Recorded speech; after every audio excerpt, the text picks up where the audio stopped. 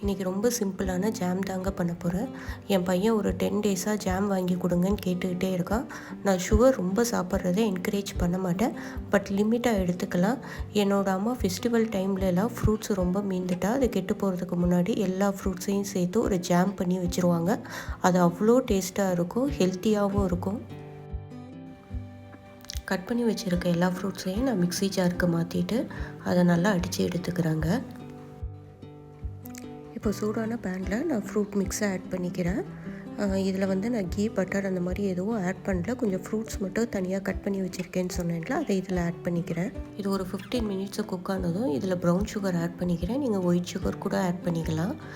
ஒரு 10 மினிட்ஸ் கழித்து ஸ்பூனுக்கு பின்னாடி இந்த மாதிரி செக் பண்ணிங்கன்னா ஸ்ட்ரெயிட் லைனாக இருந்துச்சுன்னா நம்மளுக்கு ஜாம் ரெடி ஆகிடுச்சு. இப்போ நான் ஃபைனலாக லெமன் ஜூஸ் மட்டும் ஆட் பண்ணிக்கிறேன்.